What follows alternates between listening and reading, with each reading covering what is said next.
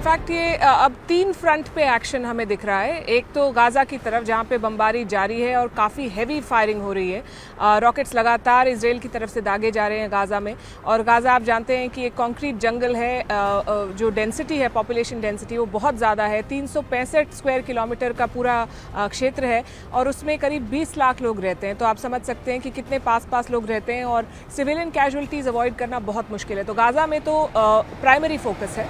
उसके अलावा लेबनान के बॉर्डर पे हिजबुल्लाह की तरफ से कुछ अटैक्स आए हैं और इजराइल ने उसका जवाब दिया है। कुछ मिलिट्री एक्शन वहाँ पे भी देखा गया है। सीरिया में भी जो ईरान के कुछ एसेट्स हैं उनके ऊपर इजरायली हमले की खबरें हैं। तो 3 दिशाओं में एक्शन हो रहा है। उसके अलावा ग्राउंड ऑफेंसिव की आपने बात की। Ground offensive is, I would say, not a question of if but when, क्योंकि पूरी तैयारी हो गई है। इजराइल की जो सेना है वो गाज़ा के बॉर्डर पे तैनात है और गाज़ा के बॉर्डर पे मैं आपको बताना चाहती हूँ कि 7 चेक पॉइंट्स हैं, जिनमें से 6 इजराइल की तरफ खुलते हैं और एक इजिप्ट की तरफ खुलता है। तो पूरा उसको एरिया को सील किया जा रहा है, कंट्रोल किया जा रहा है, ग्राउंड ऑफेंसिव की तैयारी की जा रही है। और अमेरिका जैसे देश जो हथियार भेज रहे हैं, कल एक फ़्लाइट आई थी क्रिटिकल एम्यूनिशन के साथ। एक American worship USS Gerald Ford already यहाँ पे आ चुकी है और दूसरी वॉरशिप भी इस तरफ रुक कर रही है, जिसका नाम है USS आइजनहावर। तो पूरी तैयारी है ग्राउंड ऑफेंसिव की और इस लड़ाई को एस्केलेट करने की।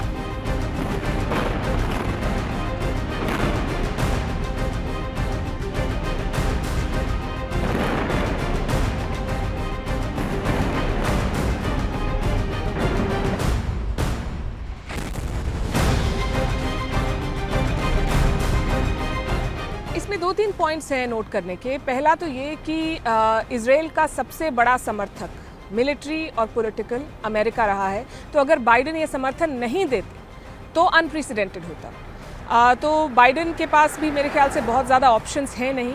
America will have to support Israel. दूसरा इसमें बिंदु जो है वो ये है कि बहुत सारे अमेरिकी नागरिक भी इस क्रॉस फायर में विक्टिम्स हैं, अमेरिकन हॉस्टेजेस हैं, अमेरिकी लोगों की मौत भी हुई है। तो अमेरिका के लिए बहुत ज़रूरी हो जाता है कि इस समय इजराइल के साथ खड़ा होना।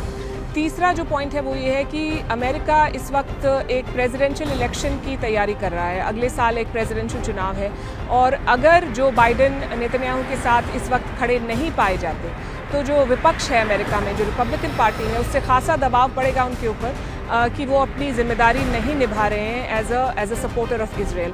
तो पॉलिटिकल ऑप्शंस बहुत कम हैं। हालांकि निजी तौर पे देखा जाए तो नेतन्याहू और बाइडेन की जो इक्वेशन है वो बहुत अच्छी नहीं है। नेतन्याहू शायद इजराइल के पहले प्रधानमंत्री रहे होंगे जिनके चुने जाने के कम से कम 9-10 महीने तक US प्रेसिडेंट ने उनको न्योता नहीं दिया। हाल ही में उनकी मुलाकात हुई थी जो बाइडेन से अमेरिका में UNGA समिट के दौरान, पर उससे पहले उनको कोई इन्विटेशन नहीं मिला। तो बाइडेन का काफ़ी कड़ा रुख था नेतन्याहू की तरफ, पर इस लड़ाई में मुझे नहीं लगता कि उनके पास बहुत ज़्यादा ऑप्शंस है। They will have to support Israel.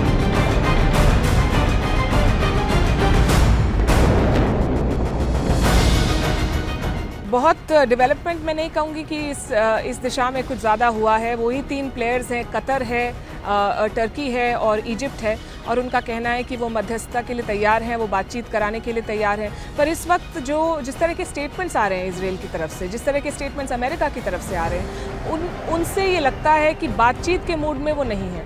और अगर आप ईरान से भी स्टेटमेंट देखें, ईरान की जो टॉप लीडरशिप है वो बार बार कह रही है कि हमारा कोई हाथ नहीं है। पर कल उनके जो सुप्रीम लीडर कहे जाते हैं आयतोल्ला खमेनेई, उनका एक स्टेटमेंट आया और उन्होंने कहा, आई वुड वांट टू किस the hands of those who did this. तो जिन्होंने ये हमला किया है मैं उनके हाथ चूमना चाहता हूँ। इससे आपको पता चलता है कि किस तरह का समर्थन ईरान दे रहा है हमास को। तो जब इस तरह के बयान आते हैं दोनों तरफ से तो बातचीत का जो एवेन्यू है वो और कम हो जाता है, वो विंडो और श्रिंक हो जाती है। तो बातचीत इस वक्त अगर की भी जा रही है अनऑफिशियली, तो उससे बहुत कुछ हासिल होगा ऐसा मुझे लगता नहीं है। और इजराइल की तरफ से काफ़ी क्लैरिटी है कि हमें ये करना है, ग्राउंड ऑफेंसिव करना है, एयर ऑफेंसिव करना है। मेरे ख्याल से इजराइल के लिए चुनौती इस वक्त ये है कि वो अपना जो एंड गेम है उसको कैसे डिफाइन करें। ग्राउंड ऑफेंसिव पहली बार नहीं होगा अगर इसराइल करेगा, तो पहले भी किया है उन्होंने। और इसराइल ने गाज़ा पे ऑक्यूपेशन भी किया है, कब्जा भी किया है। 1967 की लड़ाई के बाद से इसराइल का ऑक्यूपेशन था गाज़ा पे। 2005 में उन्होंने छोड़ा। तो उनको ये डिफ़ाइन करना है कि हम ग्राउंड इन्वेजन करके हमास को निपटा के वापस आ जाएंगे या फिर हम गाज़ा को ऑक्यूपाई करेंगे। वो उन्होंने तय नहीं किया है। पब्लिक सेंटिमेंट इस वक्त बदले की भावना आपको दिखाई देती है, पर public sentiment is tricky. Public sentiment को बदलते देर नहीं लगती। इस वक्त बदले की भावना है। अगर ये ग्राउंड ऑफेंसिव करते हैं और इजरायली सैनिक शहीद होते हैं तो वही पब्लिक सेंटिमेंट टर्न भी हो सकता है और वही सरकार के खिलाफ भी हो सकता है कि आपने हमारे लोगों को वहाँ भेजा और अब वो मर रहे हैं। तो ये थोड़ा ट्रिकी है इजरायली लीडरशिप के लिए डिफ़ाइन करना और डिटर्मिन करना कि वो कहाँ तक जाना चाहते हैं। लड़ाई होगी कि नहीं, ये मुझे लगता है इस वक्त तय है कि वो इसको आगे बढ़ेंगे।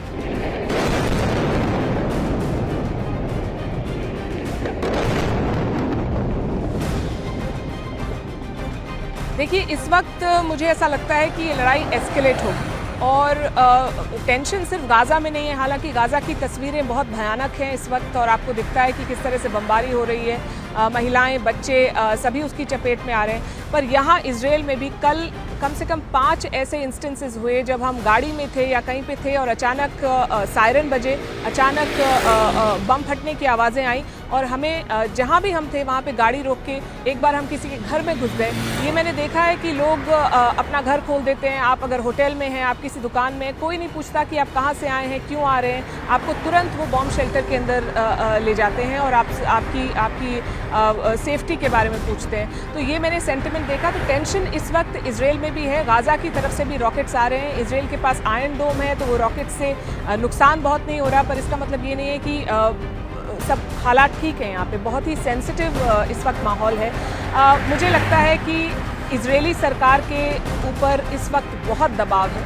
एक तो वो राइट विंग सरकार है, दूसरा उनकी क्लियरली यहाँ पे कमी दिखी है। इंटेलिजेंस फेलियर हुआ है, मिलिट्री फेलियर हुआ है, लीडरशिप का फेलियर हुआ है। पिछले कुछ महीनों में इजराइल में आपने देखा होगा कि सिर्फ प्रोटेस्ट हो रहे थे। नेतन्याहू सरकार ने एक जुडिशल ओवरहॉल, एक जुडिशल बिल पास करने की कोशिश की थी जिससे काफ़ी गुस्सा था लोगों में। तो कहीं ना कहीं इजराइल का जो फोकस था वो सिक्योरिटी से भटक के डोमेस्टिक पॉलिटिकल अफेयर्स में ज़्यादा हो गया था और उसी की कीमत शायद उन्होंने इस वक्त चुकाई है। तो अब उसको कॉम्पनसेट करने के लिए लीडरशिप ज़रूरत से ज़्यादा कड़ा रुख अपनाएगी, ऐसा मेरा मानना है। तो ये लड़ाई अब बड़ी होने वाली है और जिस तरह से अमेरिका अपना समर्थन दे रहा है, 2 वॉरशिप्स इतनी जल्दी तैनात कर देना बहुत बड़ी बात है। मिलिट्री प्लेन भेजना बहुत बड़ी बात है। कल एंटनी ब्लिंकन जो अमेरिका के आप कह सकते हैं फॉरेन मिनिस्टर हैं, वो भी इजराइल में आएंगे, वो भी बात करेंगे। तो मेरे ख्याल से अभी तैयारी पूरी है कि इसको आगे बढ़ाया जाए। अब इसमें ईरान शामिल होता है कि नहीं, इसमें हिजबुल्लाह किस हद तक शामिल होता है, सीरिया में कितना एक्शन होता है, ये तो अब आगे कुछ दिनों में देख के पता चलेगा। पर गाज़ा पे हमला बढ़ने वाला है।